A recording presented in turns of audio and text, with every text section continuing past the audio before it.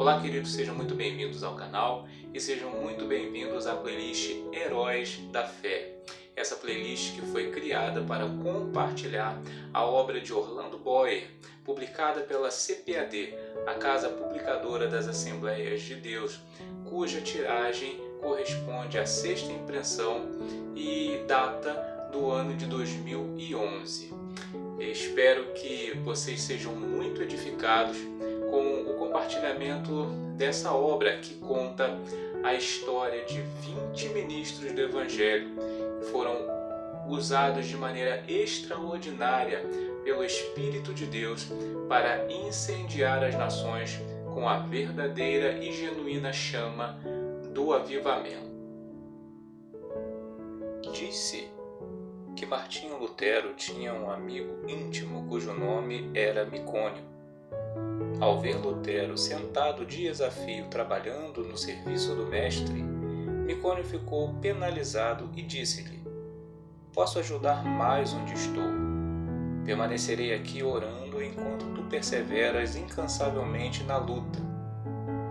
Micônio orou dias seguidos por Martinho. Mas enquanto perseverava em oração, começou a sentir o peso da própria culpa. Certa noite, sonhou com o Salvador, que lhe mostrou as mãos e os pés. Mostrou-lhe também a fonte, na qual purificara de todo pecado. "Segue-me", disse-lhe o Senhor, levando-o para o alto monte, de onde apontou para o nascente. Micônio viu uma planície que se estendia até o longínquo horizonte. Essa vasta planície estava coberta de ovelhas, de muitos milhares de ovelhas brancas. Havia somente um homem, Martinho Lutero, que se esforçava para apacentar a todas. Então o Salvador disse a Micônio que olhasse para o poente. Ele olhou e viu vastos campos de trigo brancos para a ceifa. O único ceifeiro que lhe dava para cegá-los estava quase exausto, contudo, persistia na sua tarefa. Nessa altura, Micônio reconheceu o solitário ceifeiro, seu bom amigo Martinho Lutero. Ao despertar do sono, tomou esta resolução: "Não posso ficar aqui orando enquanto Martinho se afadiga na obra do Senhor. As ovelhas devem ser pastoreadas. Os campos têm de ser ceifados. Eis-me aqui, Senhor. Envia-me a mim." Foi assim que Micônio saiu para compartilhar o labor de seu fiel amigo. Jesus nos chama para trabalhar e orar. É de joelhos que a Igreja de Cristo avança. Foi Lionel Fletcher quem escreveu. Todos os grandes ganhadores de almas através dos séculos foram homens e mulheres incansáveis na oração. Conheço como homens de oração quase todos os pregadores de êxito da geração atual, tanto como os da geração próxima passada, e sei igualmente foram homens que oravam intensamente. Certo evangelista tocou-me profundamente a alma quando eu era ainda jovem repórter num diário. Esse evangelista estava hospedado em casa de um pastor presbiteriano. Bati à porta e pedi para falar-lhe. O pastor, com voz trêmula e com o rosto iluminado por estranha luz, respondeu: "Nunca se hospedou um homem como ele em nossa casa. Não sei quando ele dorme. Se entro no seu quarto durante a noite para saber se precisa de alguma coisa, encontro-o orando. Vi-o entrar no templo cedo de manhã e não voltou para as refeições. Fui à igreja, entrei furtivamente para não perturbá-lo. Achei-o sem paletó e sem colarinho. Estava caído de bruços diante do púlpito. Ouvi a sua voz como a que agonizante e comovente, instando com Deus em favor daquela cidade de garimpeiros para que dirigisse almas ao Salvador. Tinha orado toda a noite, tinha orado e jejuado o dia inteiro. Aproximei-me furtivamente do lugar onde ele orava prostrado, ajoelhei-me e pus a mão sobre o seu ombro. O suor caía-lhe pelo corpo. Ele nunca tinha me visto, mas fitou-me por um momento e então rogou: ore comigo, irmão. Não posso viver sem ver esta cidade chegar-se a Deus. Pregara ali 20 dias sem haver conversões. Ajoelhei-me ao seu lado e oramos juntos. Nunca ouvira alguém insistir tanto como ele. Voltei de lá assombrado, humilhado e estremecendo. Aquela noite assisti ao culto no grande templo onde ele pregou. Ninguém sabia que ele não comera durante o dia inteiro, que não dormira durante a noite anterior. Mas ao levantar-se para pregar, ouvi diversos ouvintes dizerem: a luz do seu rosto não é da terra, e não era mesmo. Ele era instrutor bíblico conceituado, mas não tinha o dom de pregar. Porém, nessa noite, enquanto ministrava, o auditório inteiro foi tomado pelo poder de Deus. Foi a primeira grande colheita de almas que presenciei.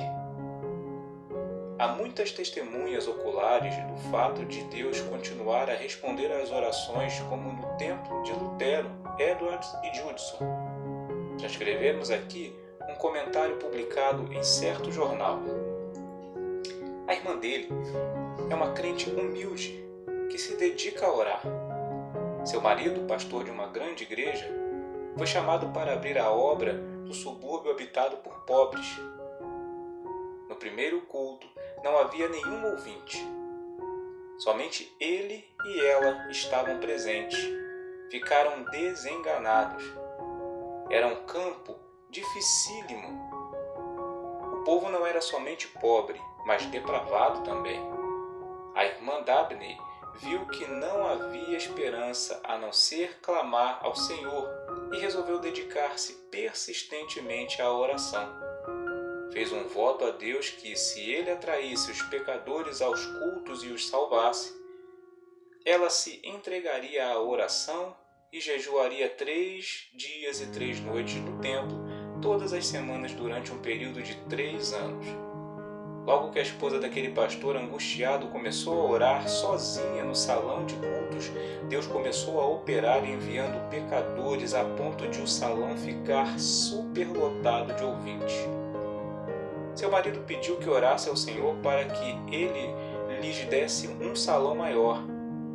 Deus moveu o coração de um comerciante para desocupar o prédio fronteiro do salão, cedendo-o para cultos. Continuou a orar e a jejuar 3 vezes por semana. E aconteceu que o salão maior também não comportava os auditórios. Seu marido rogou-lhe novamente que orasse e pedisse um edifício onde todos quantos desejassem assistir aos cultos pudessem entrar. Ela orou e Deus lhes deu um grande templo situado na rua principal desse subúrbio. No novo templo também a assistência aumentou, a ponto de muitos dos ouvintes serem obrigados a acompanhar as pregações de pé na rua. Muitos foram libertos dos pecados e batizados. Quando os crentes sentem dores em oração, é que nascem almas. Os que semeiam em lágrimas cegarão com alegria. Salmo 126, verso 5. O soluço de 1 bilhão de almas na terra me soa aos ouvidos e comove o coração. Esforço-me pelo auxílio de Deus para avaliar ao menos em parte as densas trevas, a extrema miséria e o indescritível desespero dessa multidão de almas sem Cristo. Medita, irmão, sobre o amor do Mestre, amor profundo como o mar.